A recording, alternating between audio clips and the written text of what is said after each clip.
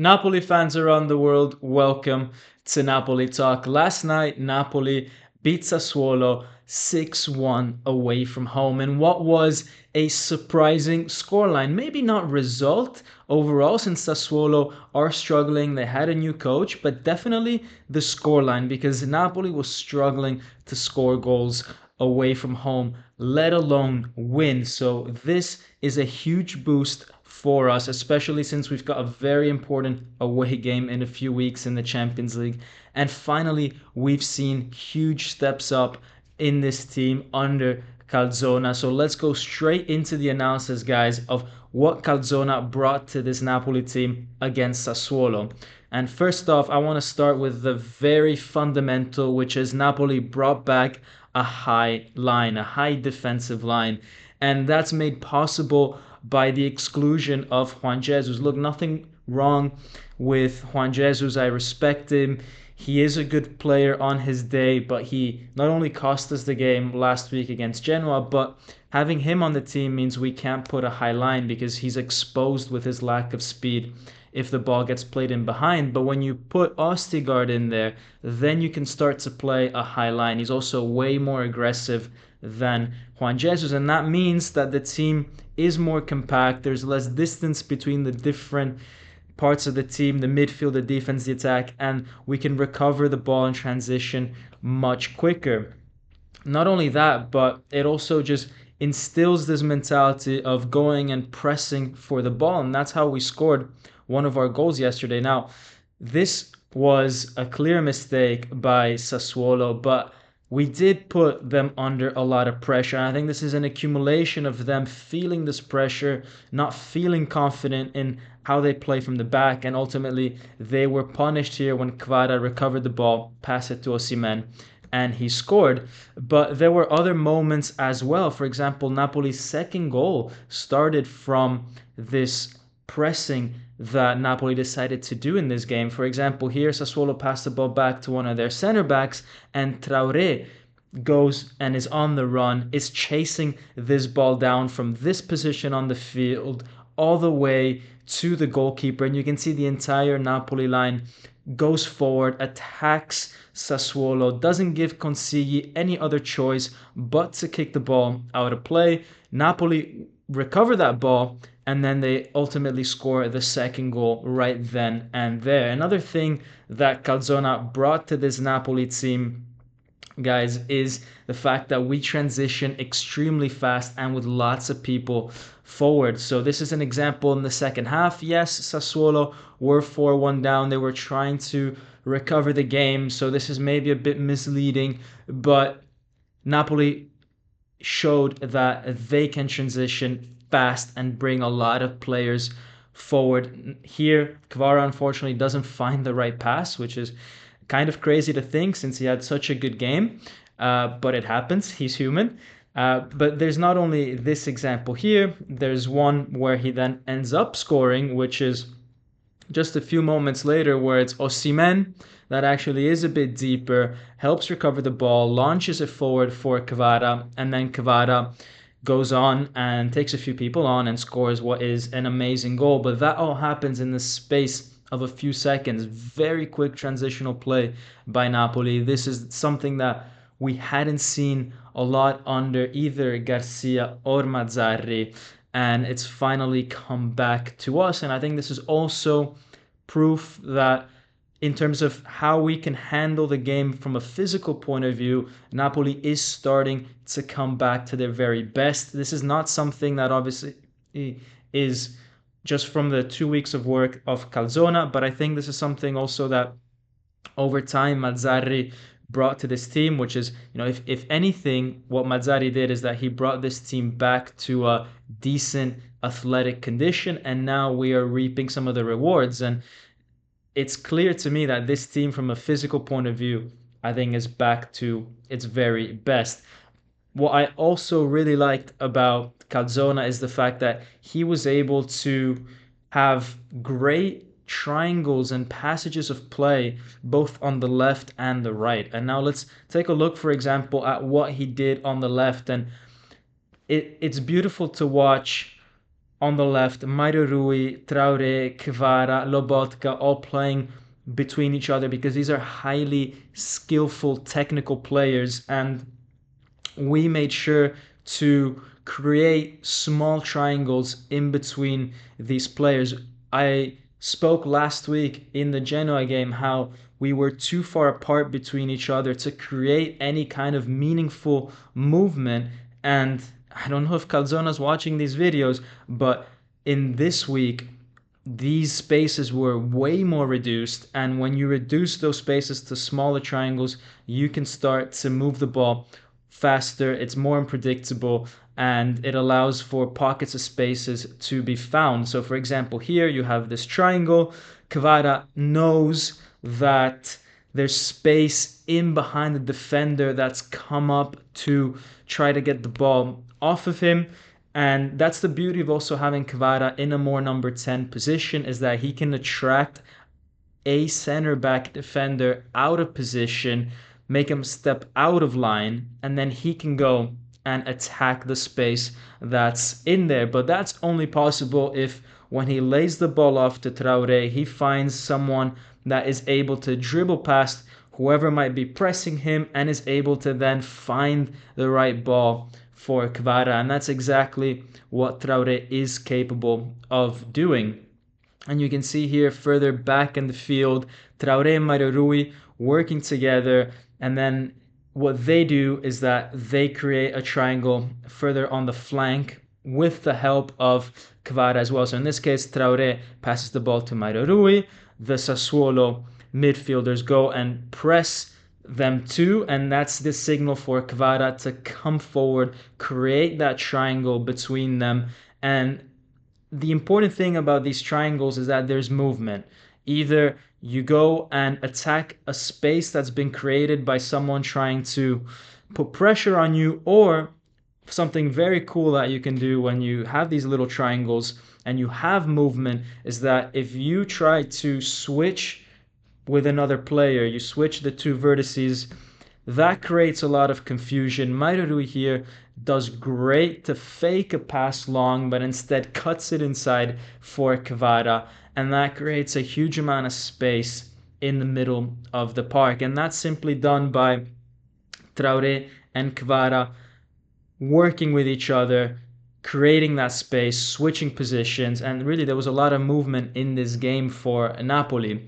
Another thing here between Traoré and Kvara, this one is not really a triangle and it's not really down the left, but it shows how well these two technical players work with each other, and the fact that they don't just stay in one specific position, but they move around the field, all sorts of areas. Now they're in the middle, towards the front, and Kvara goes from a central number 10 position, even on the right actually, and makes his way to his preferred left. But again, it takes someone of the awareness and skill of Traoré to understand this movement, be able to pull off a few dribbles to find a yard or two of space, hold on to the ball until it's the right moment, and then when it's the right moment, unleash the ball for Kvara. And Kvara here is unlucky not to score, but it is his weaker left foot. But these are the sort of triangles that you can do when you have skillful players like Mario Rui, like Traoré, and to some extent Lobotka going in there as well. But it's not only on the left that we see this, guys, it's also on the right. And on the right, I was very happy, pleasantly surprised that Rachmani was also part of it. Again, not all of these are necessarily triangles, but triangles for me is just a way of saying some nice passages of play between players. And you saw that a lot between Rachmani, Di Lorenzo, and Politano. So, for example, in this specific case, I'm very pleased with Rachmani because up until last week, when he was in these positions, he was not taking the initiative to pass the ball forward. And Rachmani doesn't really have the skill to play the ball down the ground, on the ground fast. But what he does have is that he has a nice little lofted ball that he can do. And that's a skill that he possesses, and I think he should take more advantage of that. But in any case, he normally used to always just pass the ball sideways or just simply to Di Lorenzo on the right, or to Ostigard sideways. But in this case, he sees the run of Di Lorenzo going forward and actually pings him a nice ball. Not only that, but he also takes a few steps forward before making that pass, and that's something that Rachmani didn't often do before. And I said that he lacked a lot of personality this year, especially without Kim, because Juan Jesus wasn't going to do it, and the few times that he did was actually quite good. For example, against Fiorentina in the Super Cup, where he assisted Simeone. But really, I expected Rachmani to take the initiative this year. He didn't do that enough. He got criticized by me last week. This week, he decided to take more initiative, go more forward, and he found a beautiful pass here for Di Lorenzo. Most importantly, probably, he was the guy that started off the goal and finished off the goal, the most important one, the one that brought Napoli back into the game. Here you can see the high line between Ostigard and Rachmani, and how then Rachmani works well with Anguissa and Di Lorenzo. So here Anguissa waits for Rachmani to come forward. Rachmani receives the ball, passes it to Di Lorenzo. But I think the great thing about Rachmani's movement here and Anguissa is that they both move forward. They both have a positive movement going for them. For example, you can see here, as soon as he gives the ball off to Di Lorenzo, Anguissa is waving his hand. He wants the ball. Rachmani is not even looking at Di Lorenzo anymore. He's already sprinting towards the box because he knows that at this point, the important thing is to create movement. It's not to sit there, pass the ball to Di Lorenzo, and then just wait passively, which is what we were doing too often before. Instead, they create this movement, they attack the space that Sassuolo left behind them, and Di Lorenzo picks out a beautiful ball for Anguissa. Anguissa plays it back to Rachmani, and Rachmani scores. And I just want to go back to that ball by Di Lorenzo because that is what he is the best at, those through balls. He's not a good crosser of the ball, Di Lorenzo. If you look at his statistics in this game, he tried 6 crosses, 0 found a Napoli player. He is not a type of player that you can rely on for good, accurate, precise crosses. Yes, of course, sometimes it will happen that he will assist someone this way. I mean, when you try 100 times, of course, you're bound to get one.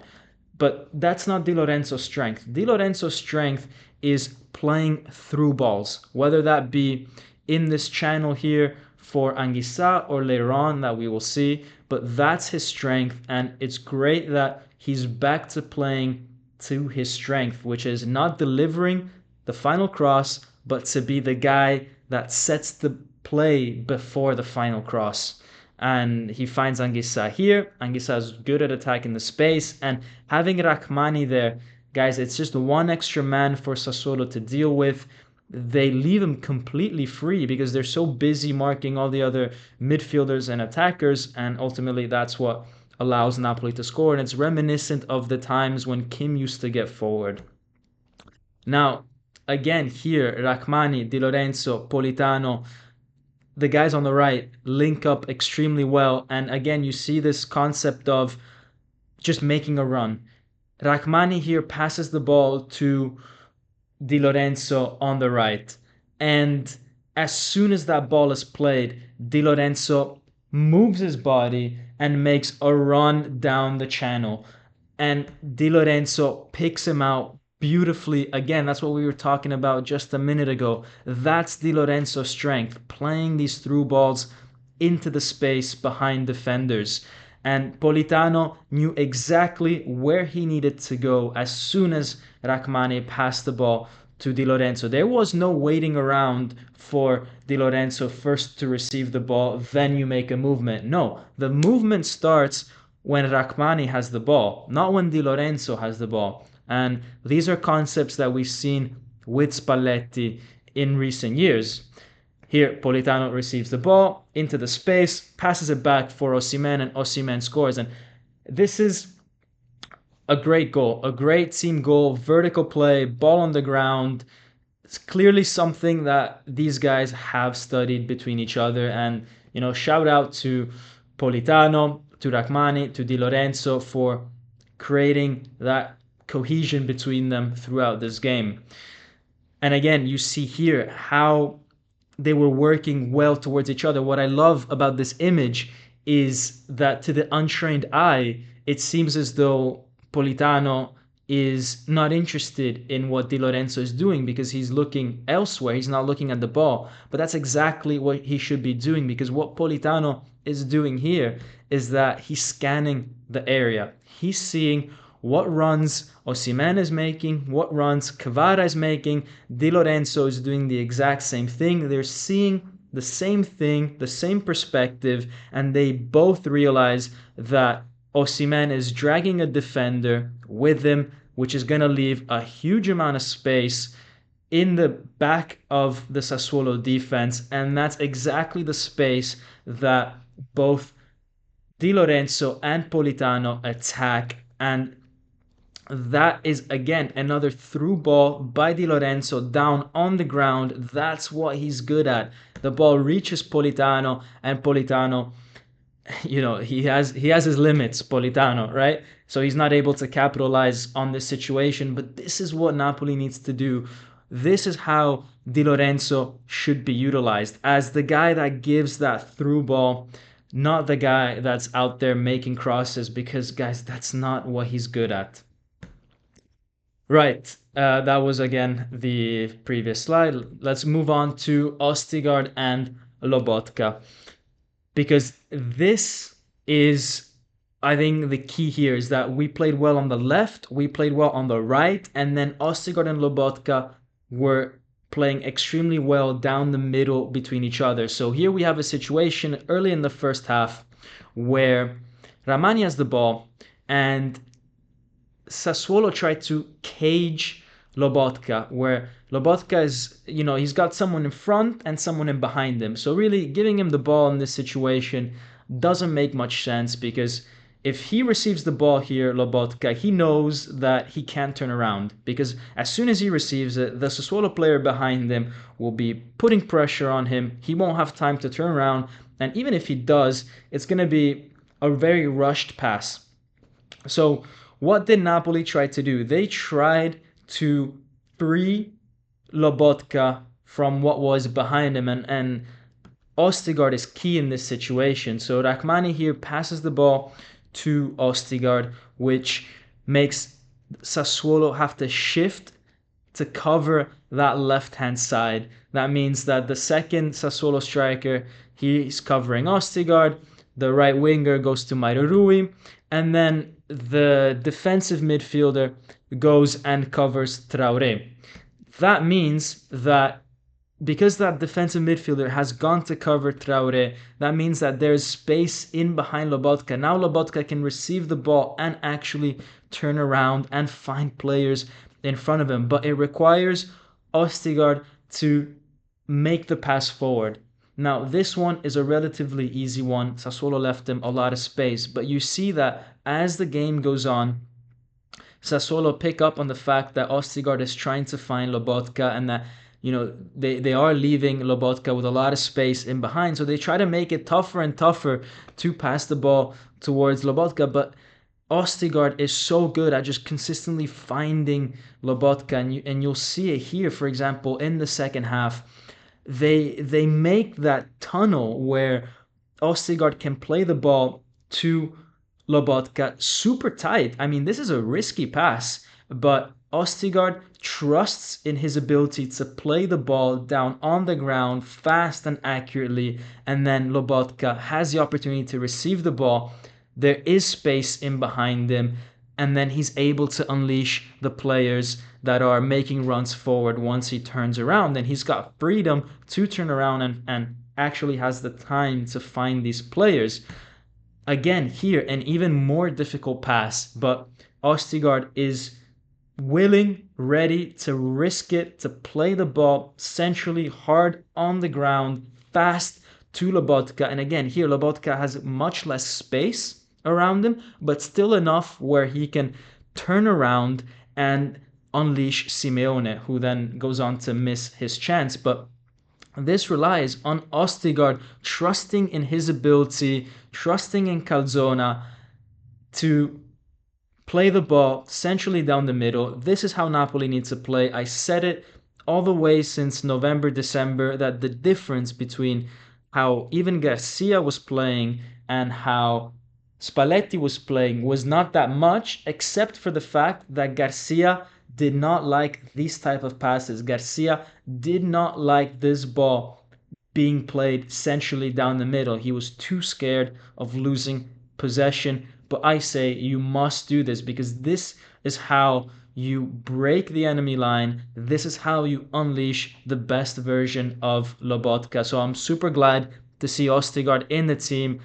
I've always backed him. A lot of us have always backed him. He's great at passing the ball, and he is a beast in aerial battles. He won every single tackle, both on the ground and in the air.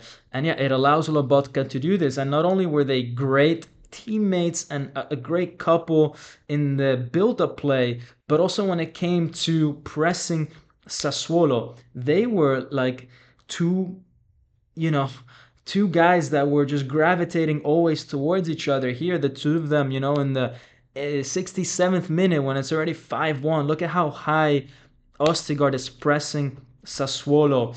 And again, the whole point is that, he's trying to recover the ball high. He's great at doing that. And then he would probably, find a way to pass the ball to Lobotka if in this case it didn't go out of play. But these two guys, what a great partnership. They have a complete understanding between each other, and we need to see more of that. Speaking of great partnerships, I loved this one of Consigli and Osimhen, because it really shows how generous the Napoli players felt today to help each other out, but not only themselves but also other teams. Here he's helping Consigli fix the goal. And yeah, it just shows that they did a lot of work on the mentality of these players, I think. What I will say from a individual point of view, and this is the first time I'm really bringing up one single individual, and I'm not speaking about him in the context of his teammates, is Kvara. Kvara, with this sixth goal, the one where he just, unleashed that left foot and it went to the top corner, that just shows that he has such good footballing instincts, that he is so good technically. Doing this on your weaker foot, improvising like that, just shows that the best version of Kvara is when he is playing instinctually, where he doesn't think about things too much. I think at the start of this year, and well, throughout the last few weeks as well, I think he's thinking too much about what he has to do, that he has to be the guy that solves all of Napoli's mistakes, that he has to save the day. And, I think he's really mulling things over in his head. And obviously, the more chances you miss, the more you start thinking. But if he can start playing more with his instincts, more just doing what comes best to him from a natural point of view, I think that will unleash an absolute monster. And that's the Kvara that we had last year, where he was very, just living the life, living the moment. And I think that's what Kvara really needs. And unfortunately, towards the back end of last year in the Champions League quarterfinals, the pressure maybe was too much. He's super young. And from that moment onwards, when he really understood, I think, how much he represented Napoli and how much of our performance was based on his performance, I think that put a lot of pressure on him, and it really, really impacted his ability to use his instincts.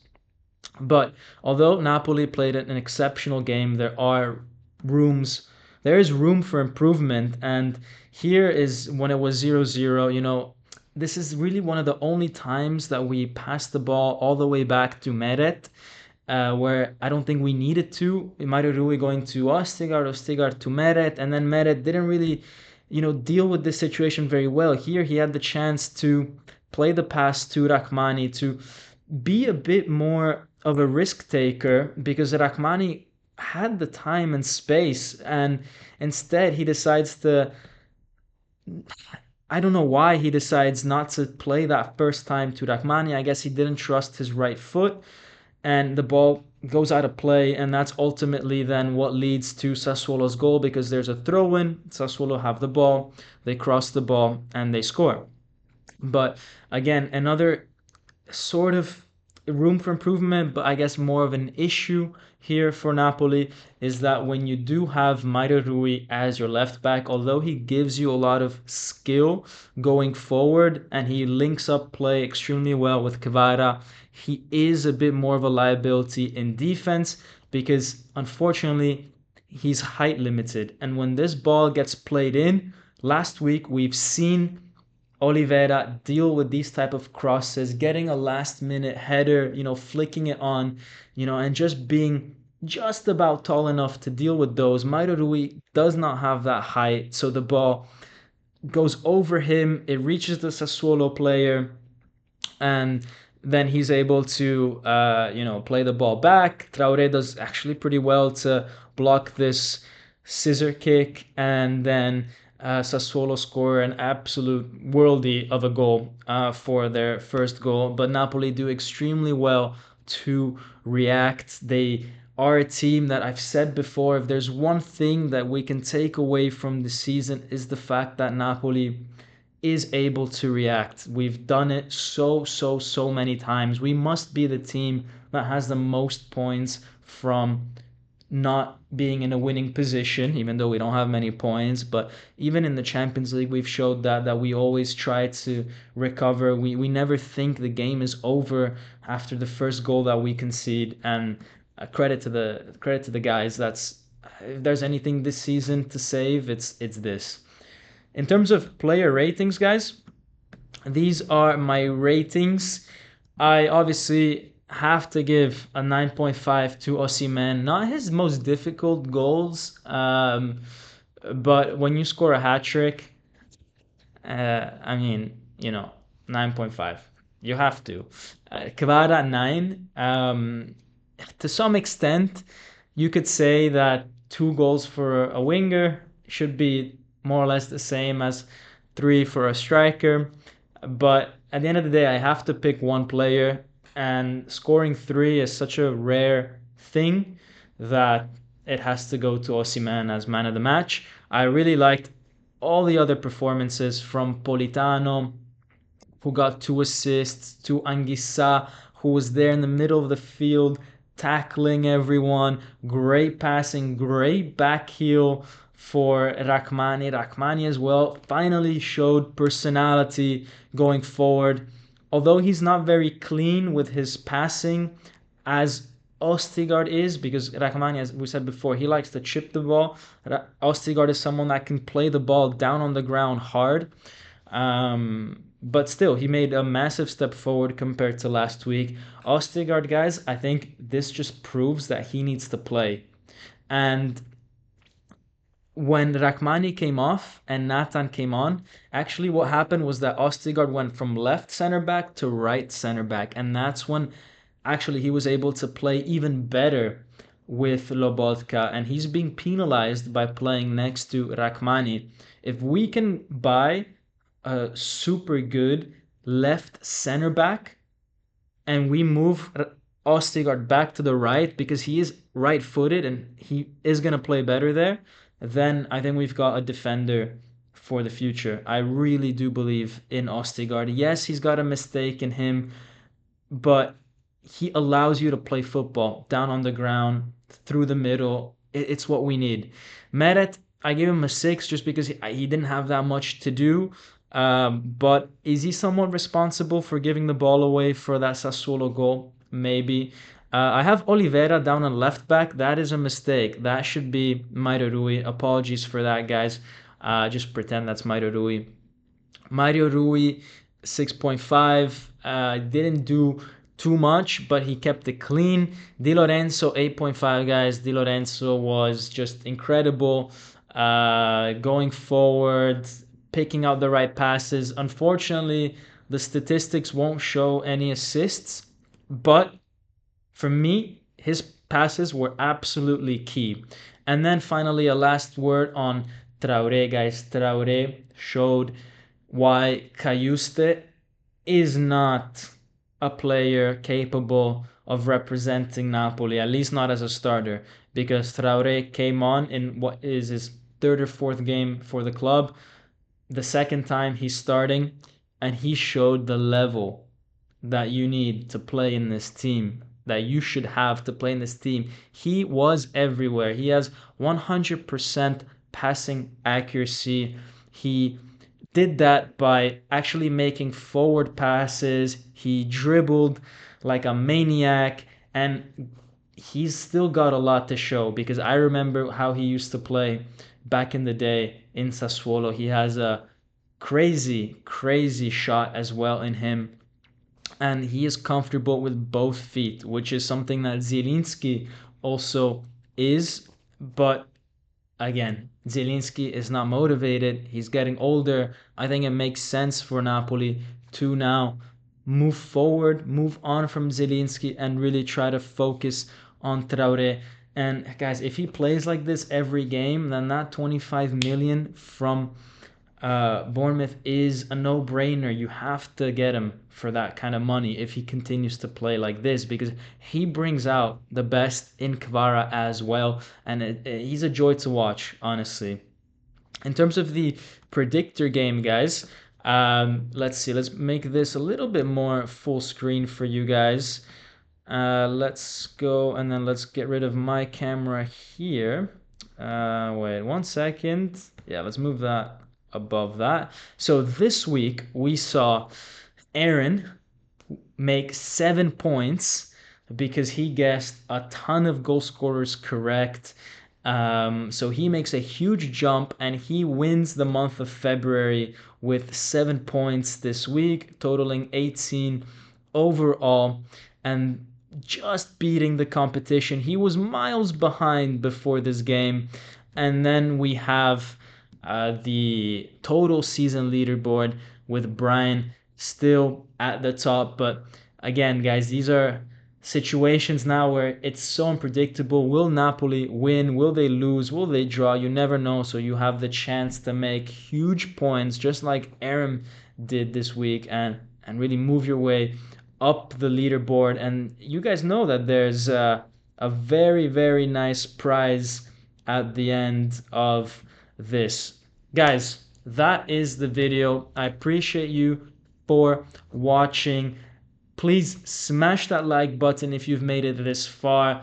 This analysis took me all day. I'm super lucky that I had the chance to work on it today, even though I missed the game yesterday. That won't always be the case if I miss games, because in the future, in about a month time, I will start, going a bit more seriously with the whole work thing. But now I'm, chilling, transitioning from my master's to work, so I've got a bit more free time. But guys, yeah, thank you for watching this video. Smash that like button if you made it this far. Comment down below. I made it if you did make it this far. And as always, guys, I appreciate you, and Forza Napoli sempre. Ciao.